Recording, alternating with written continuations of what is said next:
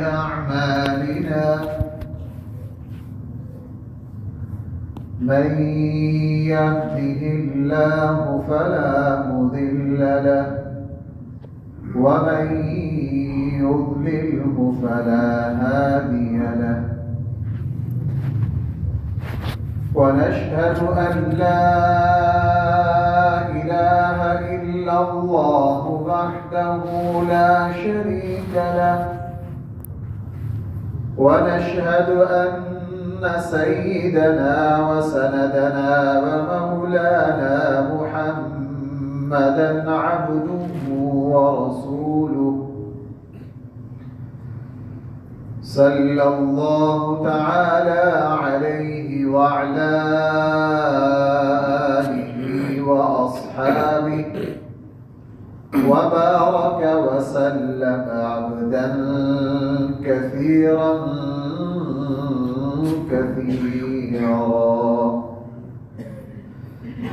أما بعد فأعوذ بالله من الشيطان الرجيم بسم الله الرحمن الرحيم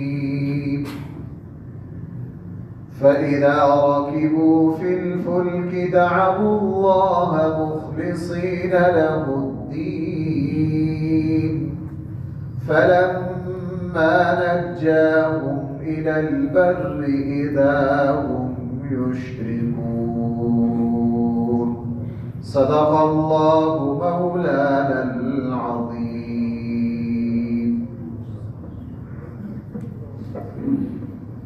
محترم سامعین کرام، صحیح بخاری اور صحیح مسلم میں حضرت عبداللہ ابن عمر رضی اللہ عنہ سے روایت ہے. حضرت عبداللہ ابن عمر رضی اللہ عنہ فرماتے ہیں کہ نبی کریم صلی اللہ علیہ وسلم نے ارشاد فرمایا کہ پہلی امتوں میں سے کسی امت کے 3 افراد رات کو سفر کر رہے تھے اور اچانک وہاں طوفان اور بارش آ گئی. وہ بارش سے بچنے کے لیے پہاڑ کی ایک غار میں انہوں نے پناہ لی اور جب پہاڑ کی اس غار میں پناہ لی تو رات کو آندھی اور طوفان کی وجہ سے اوپر سے ایک لڑکھڑاتا ہوا پتھر آیا اور آ کے اس غار کے منہ پر لگ گیا اور غار کا منہ بند ہو گیا. اب یہ جو تینوں شخص تھے یہ بیچارے پریشان ہو گئے، جان نکل گئی، جان کے لالے پڑ گئے. اور اللہ نہ کرے ایسی کیفیت جس پر آئی ہو اسی کو پتا ہوتا ہے کہ یہ کیفیت ایک انسان پر کتنی سخت ہے. جب یقین ہو گیا کہ اب اسباب کے تحت تو ہم نکل سکتے نہیں ہیں اور انسان کی فطرت ہے، انسان اس فطرت کو جتنا مرضی جھٹلا لے چونکہ ہماری فطرت میں ہے اللہ کو پکارنا. بڑے بڑے تہیے منکرین خدا جس وقت ان کی جان کسی جاتی تو اس وقت خود بخود اپنے اسباب کو چھوڑ کر اللہ کو پکارتے ہیں.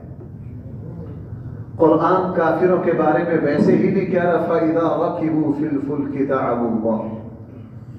حالت یہ ہے کہ بیت اللہ میں 360 بت رکھے ہوئے ہیں لیکن جب سمندر پر سفر کرتے ہیں، جب جان کے لالے پڑتے ہیں، 360 میں سے ان کو ایک بھی یاد نہیں آتا، اس وقت صرف اللہ ہی یاد آتا ہے. اب یہ سمجھ گئے کہ اسباب کے تحت بچنا مشکل ہے.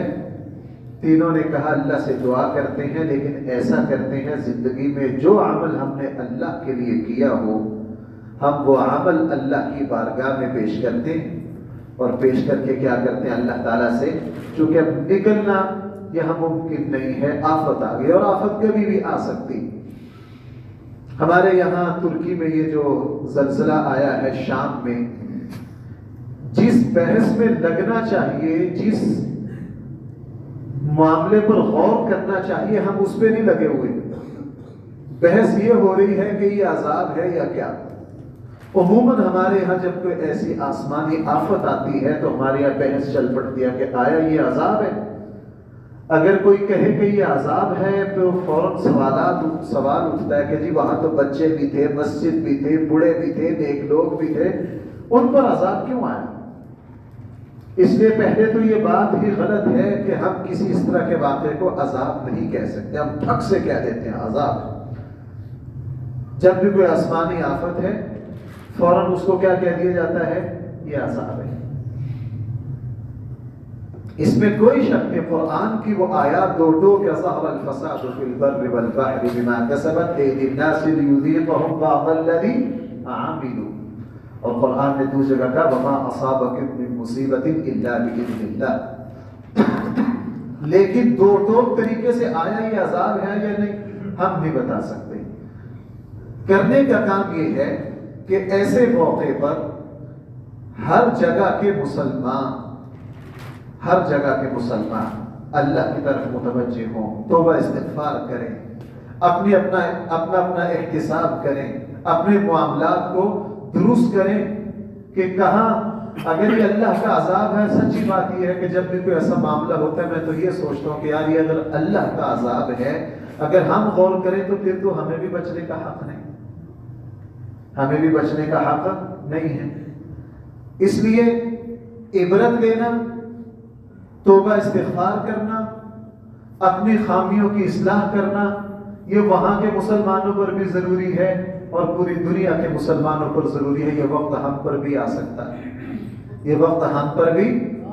آج ہی میں دیکھ رہا تھا کہ نماز سے پہلے ترکی کے ایک صاحب نے لکھا کہ یہ جہاں زلزلہ آیا ہے چند دن پہلے وہاں میں ایک مکان میں کرائے میں رہتا تھا اور میرے پاس کرایہ نہیں تھا، مالک مکان نے مجھے نکال دیا اور اب ایک مہاجر کیمپ میں ہم دونوں بیٹھے سردی میں آگ سے کریں۔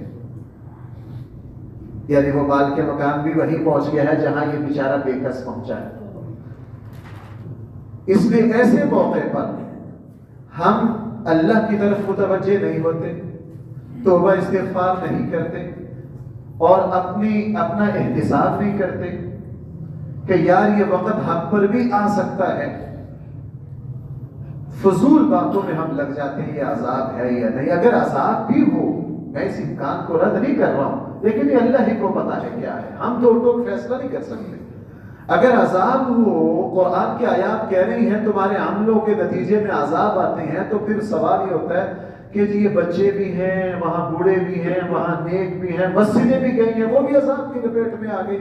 تو بھائی جب اللہ کا عذاب آتا ہے، اور غالباً صحیح بخاری میں ہے یا مسلم میں ہے، حضرت عائشہ رضی اللہ عنہا فرماتی ہیں کہ ایک مرتبہ ہمارے سامنے رسول اللہ صلی اللہ علیہ وسلم نے فرمایا قیامت کے قریب ایک فوج اور لشکر بیت اللہ کو منہدم کرنے کے لیے آئے گا، اور اللہ کے نبی نے ایک میدان کا نام دیا ہے، حدیث میں الفاظ ہیں بیدا۔ وہ بیدا کے مقام پر جیسے ہی وہ لشکر پہنچے گا، اللہ کی طرف سے عذاب آئے گا، زمین دھسے گی، وہ سارا کا سارا بیت اللہ پر حملہ کے لیے جو لو لشکر آیا تھا وہ سارا زمین میں کیا ہو جائے گا؟ اللہ جل جلالہ زمین ہڑپ کر جائے گی ان کو۔ جب یہ حضور علیہ السلام نے فرمایا، حضرت عائشہ نے فوراً سوال کیا اللہ کے حبیب سارے ہی غرق ہو جائیں گے؟ فرمایا ہاں سارے ہی غرق ہو جائیں گے۔ پھر حضرت عائشہ نے سوال کیا اللہ کے حبیب وہاں تو عام بازار کے لوگ بھی تھے، بچے بھی تھے، عربوں کے دستور کے مطابق جب کوئی لشکر ایسا آتا تو لوگ اپنا سامان بیچنے کے لیے بھی ساتھ لگ جاتے، وہ سب جائیں گے، ان کا کیا قصور ہے؟ رسول اللہ صلی اللہ علیہ وسلم نے فرمایا ہاں جب عذاب آتا ہے وہ پھر سب پر آتا ہے، لیکن کل قیامت والے دن اپنی اپنی نیت کے مطابق ان کو اٹھایا جائے۔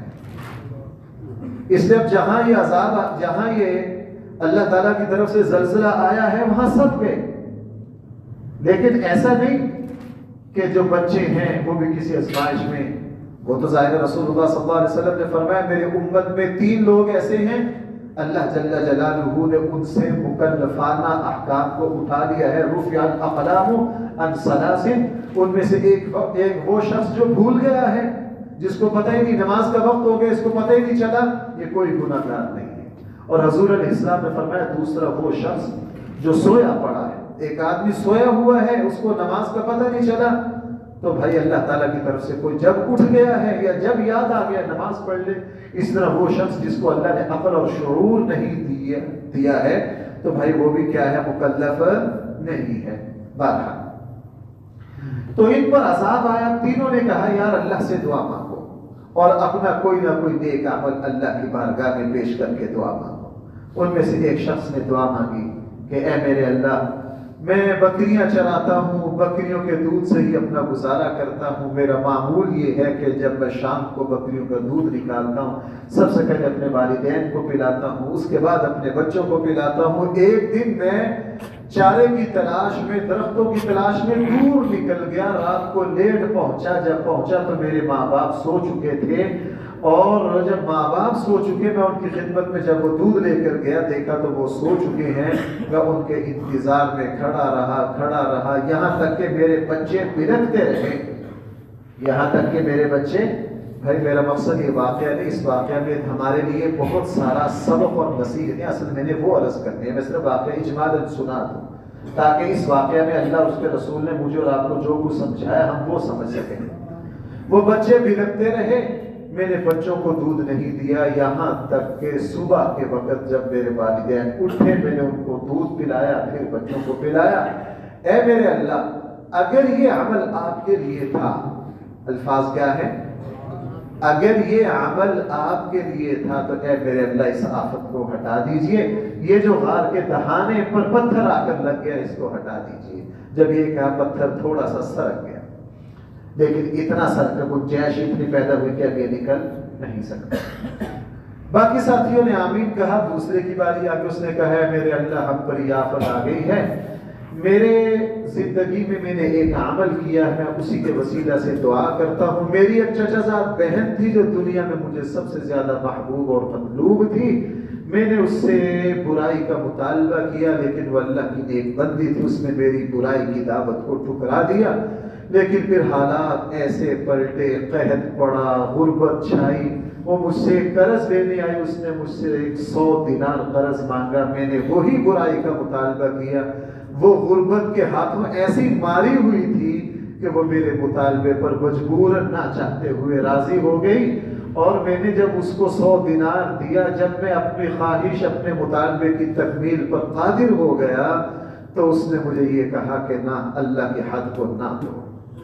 وہ کام گئی، اس نے کام کیا کہا اللہ کے حد کو، زنا کو. قرآن کیا کہہ رہا، فلا تقربوا الزنا انه كان فاحشا. اور قرآن ایک جگہ کہہ رہا ہے تلک حدود اللہ، یہ اللہ کی حدیں ہیں. میں اس کو آگے جا کے بیان کروں گا. اللہ کی حدیں، یہ اللہ کی حد ہے، تو اللہ کی حد کو نہ توڑ. تو مجھے خوف آیا کہ یہ عورت ہو کر اللہ سے ڈر رہی ہے. پہلے بھی ڈر رہی ہے، میرا پہلے بھی مطالبہ تھا، لیکن یہ اللہ سے ڈر گیا. اور حدیث میں ہے کہ میں نے اس کو 100 دینار دیے تھے، میں نے 20 اور دے دی اس کو. اور میں نے اپنی خواہش کو اللہ کے ڈر کی وجہ سے کیا کر لیا، روک لیا. اے میرے اللہ، اگر یہ عمل آپ کے لیے تھا، ہمیں ہماری اس مصیبت سے کو ڈال دیجئے. پتھر تھوڑا سا اور سرک گیا، لیکن اب بھی باہر نکل نہیں سکتے. تیسرے شخص نے کہا میرے اللہ، میری زندگی میں ایک عمل ہے، میں نے اپنی تعمیر کے لیے مزدور لگائے کافی سارے، اور شام کو سارے مزدوروں کو مزدوری دے دی، اور ایک مزدور رہ گیا، وہ بغیر مزدوری لیے چلا گیا. مجھے آپ کا خوف آیا کہ پیسے تو اس کے ہیں، حق تو اس کا ہے. میں نے وہ پیسے کاروبار میں لگا دیے کہ جب آئے گا دے دوں گا. ان میں ایسی برکت آئی، ایسی برکت آئی کہ چند دنوں میں دیکھتے ہی دیکھتے بکریوں کے ریوڑ جانور تیار ہو گئے، اس کے اندر سے غلام بھی آ گئے. وہ پیسہ بڑھتا رہا. کافی عرصے کے بعد وہ ایک دن آیا، اس نے کہا جی میں نے آپ کے یہاں کام کیا تھا، مجھے میری مزدوری دو. میں نے اسے کہا جناب وہ لمبی چوڑی حویلی ہے، حدیث میں ہے 2 پہاڑوں کے درمیان والی وادی، اس پوری وادی میں جتنے جانور غلام ہے، جو کچھ ہے سارا کچھ تیرا ہے، لے جا. اس نے کہا جی میرے ساتھ کیوں مذاق کرتے، میں تو مزدور آدمی ہوں. میری تو ایک دن کی مزدوری ہے، اتنا کچھ کہاں گیا؟ نہیں یہ سارا کچھ تیرا ہے۔ اس نے کہا نہیں جی میرا اتنا بنتا نہیں ہے۔ اس نے کہا تمہارے ہی پیسوں کو کاروبار میں لگایا تھا، یہ اسی کی برکت ہے، لے جا۔ اور وہ سارا کچھ لے کر چلا گیا، میں نے اس میں سے کچھ نہیں لیا۔ اور اے اللہ اگر یہ میرا عمل آپ کے لیے تھا تو میری اس مصیبت کو کیا کر دیجئے، ڈال دیجئے۔ پتھر اور سر گیا، تینوں آرام سے باہر آ گئے۔ اب یہ جو واقعہ ہے اس میں تقریباً 20-25 باتیں ہیں میرے اور آپ کے سمجھنے کی۔ میں کوشش کروں گا ایک دو بیانوں میں ان کو بیان کروں۔ ہم نے ذرا اس میں توجہ رکھیں گے، اس واقعے پھر یہ باتیں سمجھ میں آئیں گی۔ سب سے پہلا سبق اس واقعے میں یہ ہے کہ جب بھی کوئی آزمائش اور کوئی مشکل آئے، مومن کو چاہیے اللہ سے دعا مانگے۔ میں نے کوئی نیا انکشاف نہیں کر دیا، اس بات کا مجھے بھی پتا ہے، آپ کو بھی پتا ہے، لیکن اصل بات ہے عمل کی۔ اصل بات ہے کس کی؟ عمل کی۔ جب بھی کوئی مشکل آئے تو سب سے پہلا سہارا مومن کا کیا ہے؟ دعا۔ ہمارے آقا صلی اللہ علیہ وسلم، میں اس بات کو اتنا بیان کرتا ہوں، میں کیوں کرتا ہوں؟ بعض مرتبہ مجھے خود لگتا ہے کہ یہ تکرار ہو رہا ہے، لیکن بعض اہم باتیں تکرار کے ساتھ کہنی پڑتی۔ آپ سورہ رحمان کی تلاوت کریں، فَبِأَيِّ آلَاءِ رَبِّكُمَا تُكَذِّبَانِ، کتنی مرتبہ آیا ہے؟ 31 مرتبہ۔ بھائی کتنی مرتبہ آیا؟ بعض جگہ تو ایک آیت ہے چھوٹی سی بیچ میں، پھر فَبِأَيِّ آلَاءِ رَبِّكُمَا تُكَذِّبَانِ، پھر فَبِأَيِّ آلَاءِ رَبِّكُمَا تُكَذِّبَانِ۔ اس سے پچھلی سورۃ سورہ قمر، قرآن بار بار کہہ رہا ہے وَلَقَدْ يَسَّرْنَا الْقُرْآنَ لِلذِّكْرِ وَلَقَدْ يَسَّرْنَا الْقُرْآنَ لِلذِّكْرِ۔ مفسرین کہتے ہیں کہ قرآن ہمیں یہ سکھا رہا ہے جو بات بہت اہم ہو اس کو کیا کہو؟ بار بار کہو۔ صحیح بخاری میں بھی ہے، نبی کریم صلی اللہ علیہ وسلم اہم بات کو 3 مرتبہ کہا کرتے ہیں۔ بھائی کتنی مرتبہ؟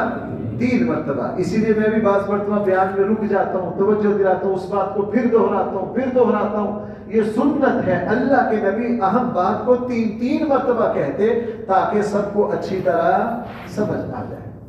تو اس واقعہ میں پہلا سبق یہ ہے کہ مشکلات کا توڑ اور حل صرف کیا ہے؟ اللہ سے دعا مانگنا۔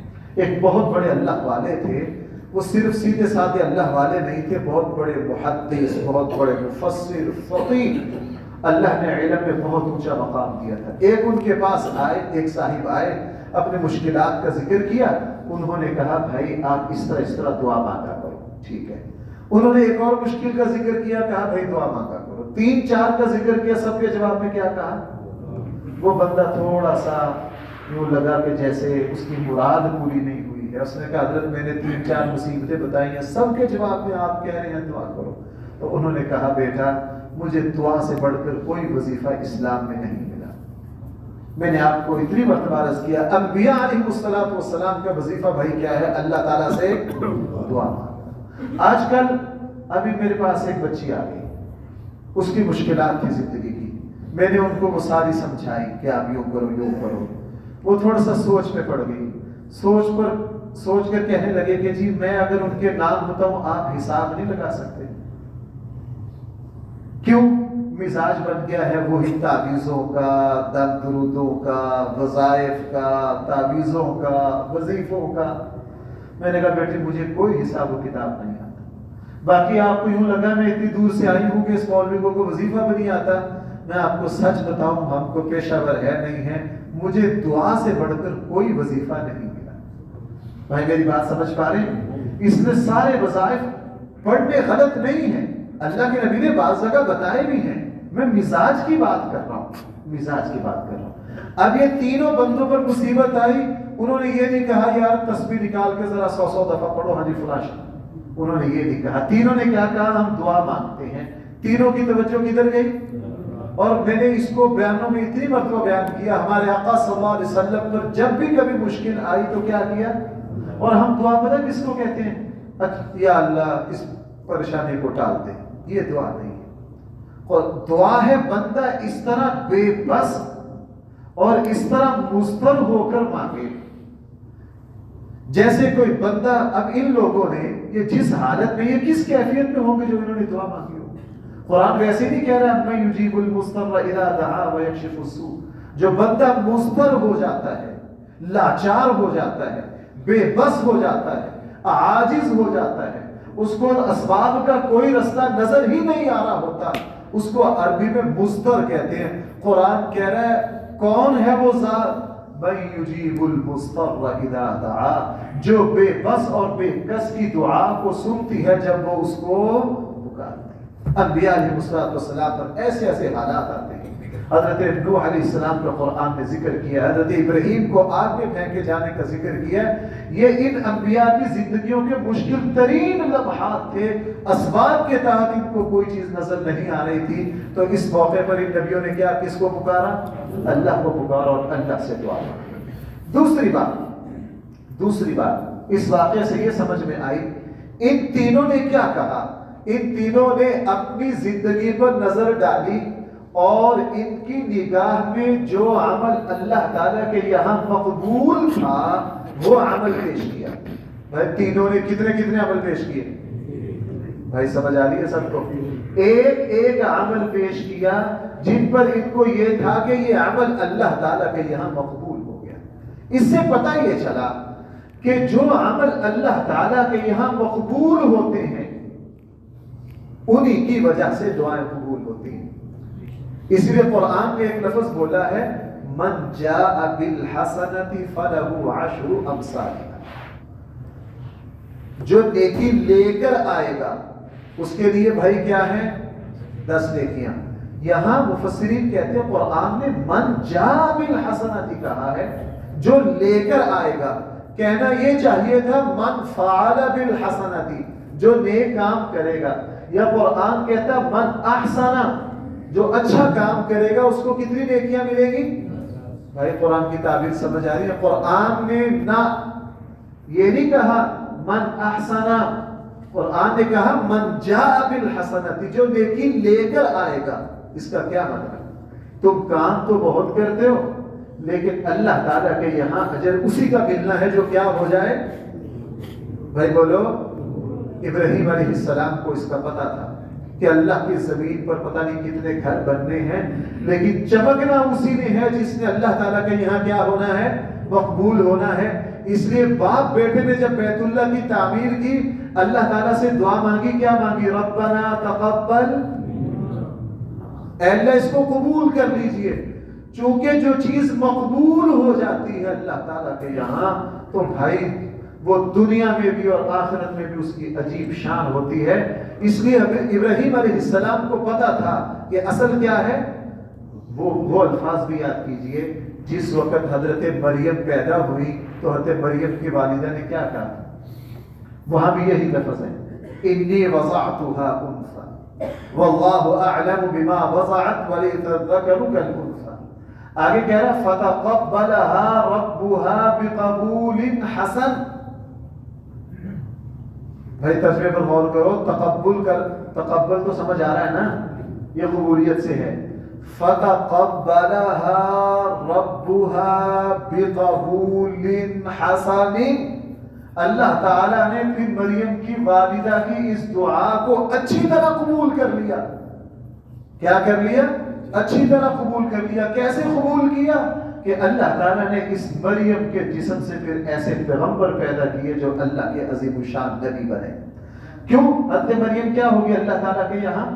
اس لیے امام بخاری رحمہ اللہ نے جب بخاری شریف لکھی نا، ہمارے یہاں محدثین اور بڑے بڑے اہل علم کا ایک طریقہ تھا، جب بھی کوئی کتاب لکھتے نا تو پھر حج پر جاتے، کتاب کو ساتھ لے جاتے۔ کتاب کو کہاں لے جاتے؟ ساتھ لے جاتے۔ اور طواف میں اس کتاب، حافظ ابن حجر نے بھی اسی طرح کے، علامہ ذہبی جیسے بڑے بڑے محدثین یہ کرتے، وہ کتاب لکھ کر اس کو حج پر جاتے، وہاں جا کر کتاب پر دوبارہ نظر ثانی کرتے، طواف میں اس کتاب کو، ہمارے ہندوستان کے ایک بہت بڑے شخص علامہ شبیر نثار عثمانی رحمہ اللہ، انہوں نے جب صحیح مسلم کی شرح لکھی نا تو لکھ کر اس کا کافی سارا حصہ لکھ لیا، حج پر گئے اور کپڑے میں اس کتاب کو سر پہ باندھ کے بیت اللہ کا طواف بھی کرتے اور روتے بھی کہ اے اللہ میری اس کتاب کو قبول کر، اے اللہ میری اس کتاب کو کیا کر لے۔ چونکہ ان کو پتا تھا کہ اصل چیز اللہ تعالیٰ کے یہاں مقبول ہے۔ جب مقبول کوئی چیز، اسی لیے رسول اللہ صلی اللہ علیہ وسلم نے فرمایا ایک زمانہ آئے گا لوگ لاکھوں کتابیں لکھیں گے، یہ پریس کا زمانہ ہے، میرا یہ فیلڈ ہے، آپ کی تو شاید یہ کام کی بات نہ ہو۔ اگر میں کہوں نا کہ پاکستان میں ایک مہینے میں 1000 کتاب نہیں چھپتی ہے تو مبالغہ نہیں ہوگا، اور 1000 میں سے قابل مطالعہ اور کام کی ایک بھی نکل آئے، کیوں؟ اللہ تعالیٰ کے یہاں مقبولیت نہیں ہے۔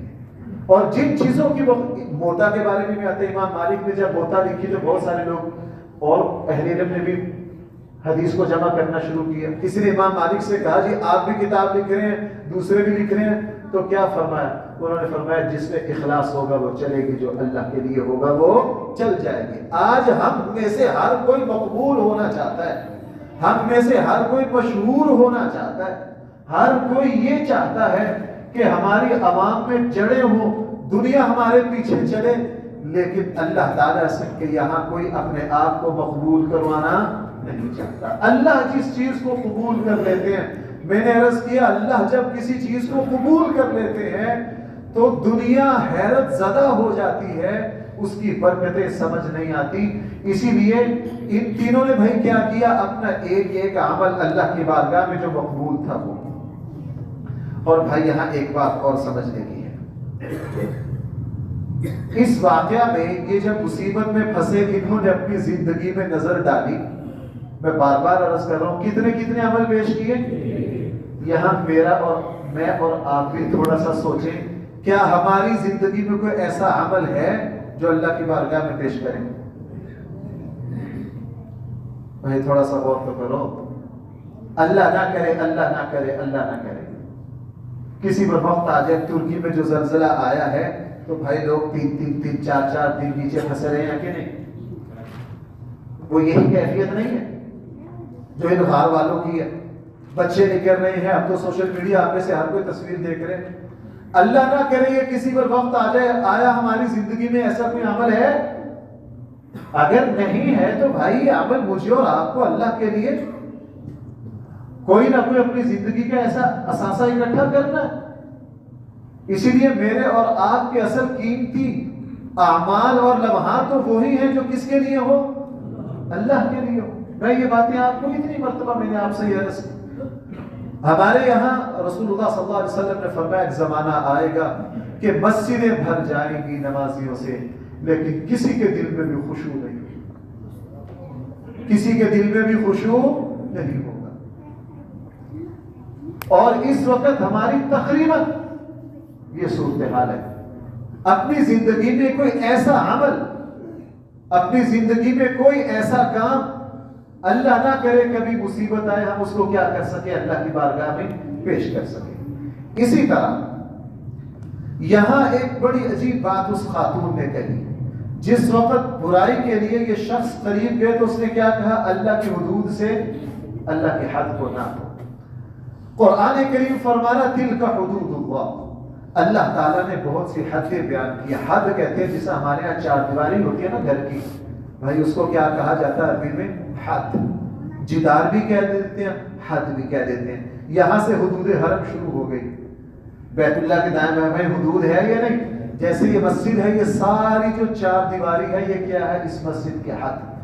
اللہ تعالیٰ نے کچھ چیزوں کو اپنی حد قرار دیا ہے، جو اس حد کو توڑے گا بھائی وہ اللہ تعالیٰ سے اعلان بغاوت کرے گا۔ اس لیے ایک بدو نے جب قرآن کی آیت سنی نا تلک حدود اللہ، تو وہ بدو کام گیا، چونکہ عربی سمجھتے تھے۔ وہ کہنے لگے میرے جھونپڑے کی اگر کوئی حد کراس کرے تو میں اس کی گردن اتار دوں، جو اللہ کی حد کراس کرے گا اس کا کیا بنے گا؟ اب اللہ کی حد کیا ہے؟ قرآن کریم نے فرمایا بے حیائی اور زنا کی جتنی شکلیں ہیں یہ اللہ کی حد ہے، جو ان میں جائے گا وہ اللہ کی حد کو توڑے گا۔ سود اللہ کی حد کو توڑنا ہے، چوری اللہ کی حد کو توڑنا ہے، غیبت اللہ کی حد کو توڑنا ہے، دوسروں کا مال کھانا یہ کس کی حد کو توڑنا ہے؟ اللہ کی حد کو توڑنا ہے۔ اگر بھائی کسی کمزور آدمی کا بھی گھر کی 4 دیواری کی عزت کو پامال کیا جائے تو وہ بھی مرنے مارنے پر آ جاتا ہے، جو اللہ کی حد ہو۔ اسی لیے رسول اللہ صلی اللہ علیہ وسلم نے ایک صحابی سے فرمایا تھا کہ تو حرام کردہ چیزوں سے اپنے آپ کو بچا، سب سے بڑا متقی بن جائے گا۔ سب سے بڑا متقی پرہیزگار وہ نہیں ہے جس کی کبھی تہجد فوت نہ ہوئی ہو، وہ نیک عمل ہے، بہت اعلیٰ عمل ہے۔ ایک بندہ سارا دن قرآن کی تلاوت کرتا رہتا ہے، بہت بڑا نیک عمل ہے۔ ایک بندہ عمرے پر عمرہ کرتا ہے، بہت بڑا نیک عمل ہے، کرنا چاہیے۔ ایک بندہ سخی بڑا ہے، بہت بڑا نیک عمل ہے، کرنی چاہیے۔ لیکن رسول اللہ صلی اللہ علیہ وسلم نے فرمایا سب سے بڑا متقی وہ ہے جو اللہ تعالیٰ کے حرام کردہ چیزوں سے بچے۔ بھائی سب سے بڑا متقی، مجھے ایک بات بتاؤ، ایک آدمی یہاں تہجد پڑھ رہا ہے، دوسرے آدمی کو کاروبار کے لیے بینک سے سودی قرض لینے کی ضرورت پیش آ گئی، لوں نہ لوں، دوستوں سے مشورہ کیا، گھر میں مشورہ کیا، سب نے کہا نہ، یہ اللہ سے اعلان جنگ ہے۔ کسی عالم سے ملا، اس نے کہا نہ، دائیں بائیں والوں کے سمجھانے سے یہ باز آ گیا کہ سود کیا ہے، اللہ تعالیٰ سے اعلان جنگ ہے۔ بھائی ذرا اب بتاؤ، بظاہر ہماری نظر میں تہجد والا اس سے زیادہ متقی ہے، لیکن اللہ کے رسول فرما رہے ہیں نہیں نہیں، وہ تہجد والے سے زیادہ متقی ہے۔ بھائی کو سمجھا کہ نہیں میری بات یہ میں سمجھا ہی نہیں سکا؟ ہم ان چیزوں کو کوئی تقویٰ نہیں سمجھتے، اصل تقویٰ اللہ کی نافرمانی سے بچنا ہے۔ تو یہاں اس خاتون نے کیا کہا؟ اللہ کی حد کو نہ توڑ، اللہ کی حد کو پامال نہ کر۔ جس نے اللہ کی حد کو توڑ دیا پھر اللہ تعالیٰ اس کو چھوڑتے نہیں ہیں۔ ہر جگہ اللہ کی حد کی رعایت کرنا، جو مسلمان اللہ کی منع کردہ چیزوں پر بریک لگا دیتا ہے، روک لیتا ہے، اللہ جل جلالہ اس کے دل میں تقویٰ پیدا کر دیتے ہیں، اللہ تعالیٰ اس کے دل میں پرہیزگاری پیدا کر دیتے ہیں۔ رسول اکرم صلی اللہ علیہ وسلم کے صحابہ کی عبادات میں تو کمی زیادہ ہے، کوئی صحابی کسی شان میں اول ہے۔ عبد الرحمن بن عوف جو ہے سخاوت، حضرت عثمان جیسے لوگ سخاوت میں بہت آگے تھے، خالد بن ولید جیسے شجاعت میں بہت آگے تھے، حضرت عثمان غنی جیسے کسی اور چیز، ہر صحابی کسی نہ کسی چیز میں منفرد تھا۔ لیکن شاہ ولی اللہ نے ایک بڑی عجیب بات لکھی، شاہ ولی اللہ نے فرمایا کہ یہ عبادات میں مختلف درجات رکھتے ہیں، لیکن اگر آپ غور کرو گے حرام چیزوں سے بچنے میں تو دیکھو گے حضور کے سارے صحابہ ایک ہی صف میں کھڑے ہوں گے، چونکہ ان کو پتا تھا یہ اللہ کی حد ہے، اللہ کی حدوں کو کبھی توڑنا نہیں ہے۔ یہاں اس خاتون نے یہی کہا اللہ کی حدوں کو نہ توڑ۔ اور وہ تیسری بات بڑی، وہ بھی ہے تو ساری باتیں اہم ہیں، ان تین بندوں نے اللہ کی بارگاہ میں اپنا ایک ایک عمل پیش کیا۔ شاید میں اسی ہفتے کے درس میں بھی صبح کو عرض کر رہا تھا یا کسی جگہ میں نے بیان میں یہ بات کہی ہے، انہوں نے تین عمل پیش کیے۔ بھائی کتنے؟ غور کرو، تینوں کا تعلق بندوں کے حق سے۔ بھائی غور کر رہے ہیں؟ پہلے نے ماں باپ والا پیش کیا، بندوں کا حق ہے۔ ایک نے ماتحت ملازم کا حق پیش کیا، اس کا تعلق کس سے؟ حقوق العباد سے۔ اور جو تیسرا معاملہ ہے اس کا تعلق بھی کس سے ہے؟ حقوق العباد سے۔ یہ بندوں کے حق تھے، بندوں کے حق کو ادا کیا تینوں نے۔ اللہ جل جلالہ نے ان کی دعا کو قبول کر کے ان کی مصیبت کو کیا کر دیا؟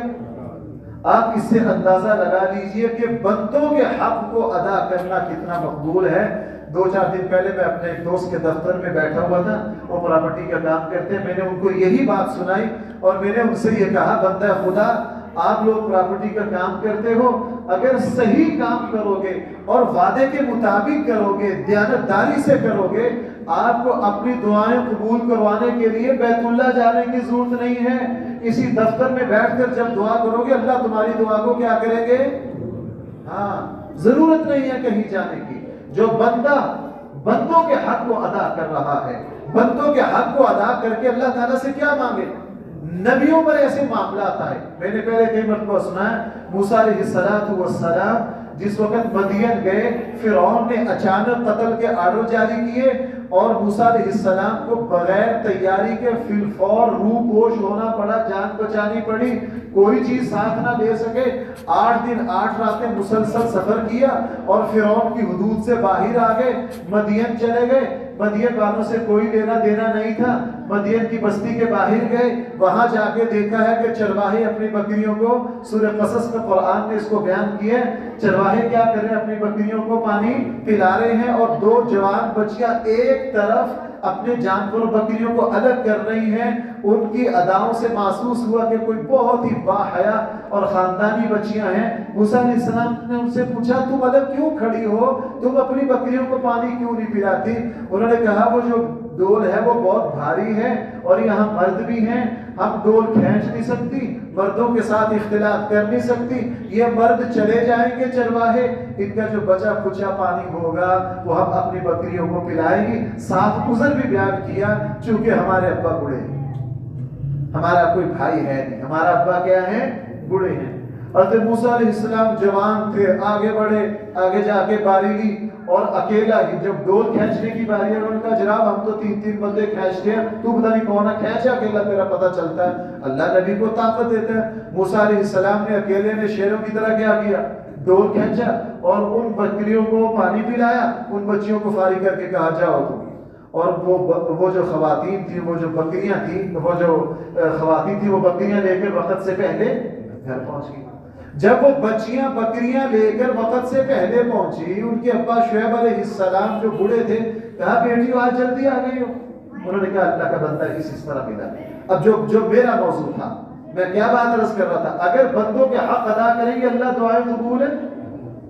لوگ حج پر جاتے ہیں، یہ جتنے ٹریول ایجنسی والے لوگ ہیں، بے ایمانی کر کے حاجیوں کو ذلیل کر کے وہاں مینا اور عرفات میں دعائیں مانگ رہے ہوتے ہیں، اللہ دعائیں قبول نہیں کرتے۔ ہر سال دیکھ لیجئے جو لوگ حج پر جاتے ہیں، پچھلے سال میرے ایک عزیز گئے، ایک بندے کے ذریعے کام کروایا، جو کہا الٹ، جو کہا پتہ چلا جی ایجنٹ کہا، کہنے لگے جی وہ تو ماشاءاللہ مینا اور عرفات میں پہلے پہنچے ہوئے، کہیں بھی پہنچ جاؤ، اللہ ایسے لوگوں کی دعاؤں کو قبول ہے۔ جو بندہ ٹریول ایجنسی کا کام کرتا ہے، لوگوں کے ساتھ بے ایمانیاں کرتا ہے اور بے ایمانیوں کے ذریعے خود وہاں جا کے ملتزم کو چمٹا ہوا ہے، اس کی دعا قبول ہوگی؟ یا ڈسکا میں جو اپنی سیٹ پر بیٹھ کر جن لوگوں کے عمرہ کے پیکج لگائے ہیں، اس نے جھوٹ نہیں بولا، بے ایمانی نہیں کی، دیانتداری سے کام کیا ہے، تو جناب اس کی دعا ڈسکا کے اس کے دفتر کی کرسی میں قبول ہوگی، اس کو ملتزم کو چمٹنے کی جانے کی ضرورت ہے؟ بھائی میں غلط تو نہیں کہہ رہا ہوں؟ ہم اپنے معاملات درست کر لیجئے، اللہ دعائیں خود قبول کر لیتے ہیں، اللہ دعائیں خود قبول کر لیتے ہیں۔ آج ہم جاتے ہیں فلاں جگہ جائیں، اب موسیٰ علیہ السلام نے کیا کیا، نبی ہیں، اور بھائی نبی پیدائشی نبی ہوتا ہے، اگرچہ اس وقت تک وحی نہیں آئی تھی، پیغمبرانہ خوبیاں تو تھی نا موسیٰ میں، قتل کے آرڈر جاری ہوئے ہیں، مدین پہنچے ہیں، جس وقت بچیوں کے بکریوں کو دودھ پلا کے رخصت کیا، پھر درخت کے نیچے بیٹھے، پھر کہا فَسَقَى لَهُمَا، پھر اللہ سے دعا مانگی، لِمَا أَنزَلْتَ إِلَيَّ مِنْ خَيْرٍ فَقِيرٍ، اے اللہ میں بے یار و مددگار ہوں، میری دعا سن۔ بندوں کے حق کو ادا کر کے کیا کہا، اللہ میں کیا ہوں، لِمَا أَنزَلْتَ إِلَيَّ مِنْ خَيْرٍ فَقِيرٍ۔ اب جیسے ہی دعا قبول ہوئی، اور بھائی جب دعا قبول ہو جائے نا، پھر الٹی بھی، کوئی بولو میرے ساتھ، پھر الجھی ہوئی ڈوریں خود سلجھ جاتی ہیں، پیچیدہ مسائل خود کیا ہو جاتے ہیں، حل ہو جاتے ہیں۔ جب اللہ تعالیٰ کی طرف سے فیصلے آتے ہیں، بگڑے معاملات خود درست ہو جاتے ہیں۔ 8 دن کا سفر کیا، قتل کے آرڈر جاری ہیں، ننگے پاؤں یہاں پہنچے ہیں، رستے میں کھانے پینے کے لیے کچھ نہیں ملا، پتوں سے پیٹ بھرا ہے، اور اب ان خواتین کی بکریوں کو دودھ پانی پلا کے گھر بھیج دیا ہے۔ درخت کے نیچے آ کے کہا انی لما انزلت الی من خیر فقیر، اے اللہ میں عاجز ہوں، بے بس ہوں، میری مدد کر۔ اب دعا قبول ہو گئی۔ اللہ نے کہا موسیٰ دیکھ اب ساری الٹیوں کو کس طرح سیدھا کرتے ہیں۔ ابھی وہاں بیٹھے تھے درخت کے نیچے، کہاں جائے کو جانتا ہی نہیں۔ تھوڑی دیر کے بعد وہ بچیاں واپس آئیں، انہوں نے کہا ہم نے آپ کا جو احسان کیا نا، ہم نے جا کے اپنے ابا کو بتایا، وہ کہہ رہے ہیں جو ایسا بہترین انسان ہو اس کے گھر لے کر آؤ۔ اب تدبیر، بھائی الجھا ہوا معاملہ سیدھا ہونا شروع ہو گیا کہ نہیں؟ دیکھنا کہاں تک، اگر میں اس کی سیرت بتاؤں نا تو میرا اصل موضوع رہ جائے۔ وہ بچیاں آئیں، فجاءته احداهما تمشي على استحياء قالت ان ابي يدعوك ليجزيك اجر ما سقيت لنا، میرے ابا آپ کو بلا رہے ہیں تاکہ اس احسان کا بدلہ دیں۔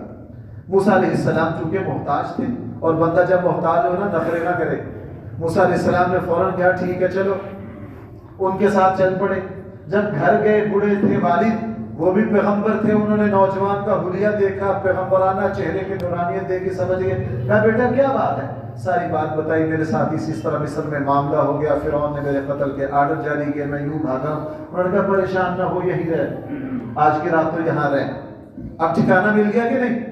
اب اگلے دن اس نے بیٹیوں نے کہا کہ ابا جی ہم نے اس نوجوان کو دیکھا ہے، با حیا بڑا ہے، دیانتدار بڑا ہے، طاقتور بھی بڑا ہے، اکیلے نے ڈول کھینچا ہے، با حیا یہ ہے کہ راستے میں اس نے نظر نہیں اٹھائی اور چہرے بھورے سے، آپ انہیں کو اپنے پاس رکھ لیجئے۔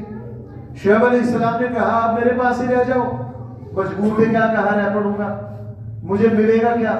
اب نبی کہہ رہے ہیں تو میرے پاس 10 سال رہو، 10 سال کی اجرت بھی دوں گا اور اپنی بیٹی کا نکاح بھی کیا کر دیتا ہوں، تمہارے ساتھ کر دیتا ہوں۔ اللہ نے تیسرا رستہ کھول دیا۔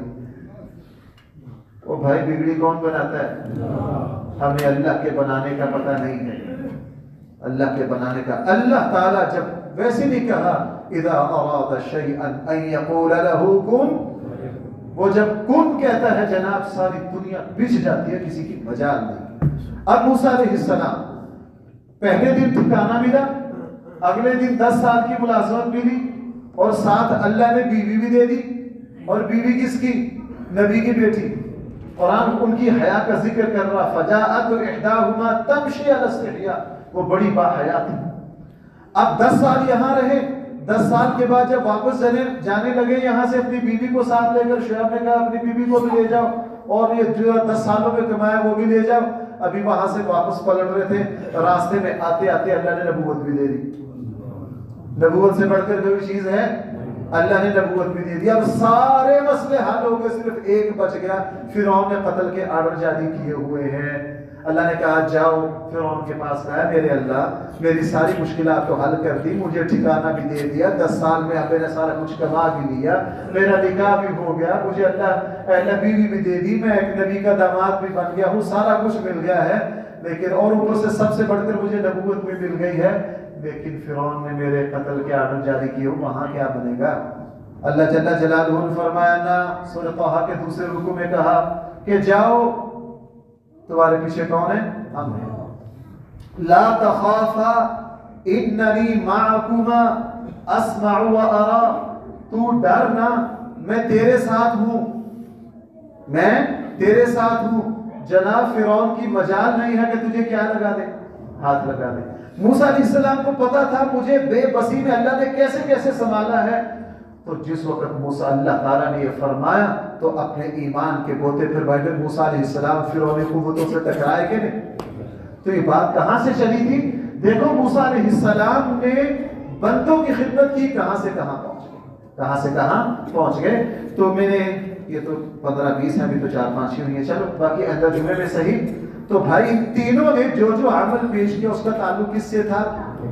تو بھائی اب ناراض نہ ہونا، صاف صاف بات عرض کروں، اگر کوئی بیوی شوہر کا حق ادا نہیں کرتی، اگر کوئی شوہر بیوی کا حق ادا نہیں کرتا، ہم آپس کے رشتہ داروں کے حق ادا نہیں کرتے، ماتحتوں کے حق ادا نہیں کرتے، ماتحت اپنے اوپر والوں کے حق ادا نہیں کرتے، کسی بھی طرح کے حقوق العباد کو پامال کر کے ہم یہ توقع رکھیں اللہ ہماری دعاؤں کو قبول کرنے، اللہ دعاؤں کو قبول ہے۔ آخری بات ایک سنا دو، ہندوستان کے بہت بڑے مفسر ہیں، وہ قرآن کی تفسیر لکھ رہے تھے، کہنے لگے کہ میں فجر کے بعد مطالعہ کرتا تھا اور مطالعہ کرنے کے بعد تقریباً 10 بجے تک پھر اس کو لکھتا تھا۔ ایک دن مطالعہ کر کے جب اپنی تفسیر کو لکھنے لگا دماغ سے سارا کچھ غائب ہو گیا، ایک لفظ نہ لکھا جائے، 10 منٹ قلم کو لے کے بیٹھا رہا، جو کچھ مطالعہ کیا تھا وہ کیا ہو گیا سارا۔ بڑا پریشان ہوا، دائیں بائیں دیکھا، توبہ استغفار پڑھی، سمجھ نہ آئے وہ کہاں گیا سارا کچھ، اتنے پائے کے شخص تھے۔ کہنے لگے جب سوچا کہ مجھ سے کیا کوتاہی ہو گیا، فوراً خیال آیا کہ بیوی گھر میں نہیں ہے، مرغیاں کھڈے کے اندر بند ہیں، وہ کہہ کر گئی تھی صبح ان کو کھولنا ہے، ان کو پانی اور دانہ ڈالنا ہے، نہ ان کو کھولا نہ دانہ پانی۔ یہ استھانوی رحمہ اللہ کا واقعہ، استھانوی فرماتے ہیں فوراً میں اٹھا، خانقاہ سے بھاگ کر گھر گیا اور جا کے مرغیاں کھولی، ان کو پانی ڈالا، ان کو دانہ ڈالا، واپس آ کے جب قلم پکڑا جو کچھ دماغ سے اٹھا تھا سارا کچھ واپس آ گیا، سارا کچھ کیا آ گیا؟ واپس آ گیا۔ اس نے بھائیو اس واقعے سے یہ پتہ چلا جو بندوں کے حق کو ادا کرتا ہے اللہ تعالیٰ اس کی دعا کو کیا کرتے ہیں؟ قبول کرتے ہیں۔ انشاءاللہ اس کا بقیہ حصہ ہے جو میں نے صحیح اللہ تعالیٰ ہم سب کو صحیح کرے۔